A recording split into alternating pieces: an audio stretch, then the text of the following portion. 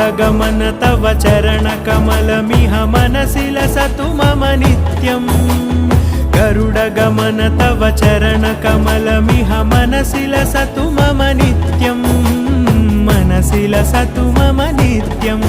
मम तापमपाकुरु देव मम पापमपाकुरु देव मम तापमपाकुरु देव मम पापमपाकुरु देव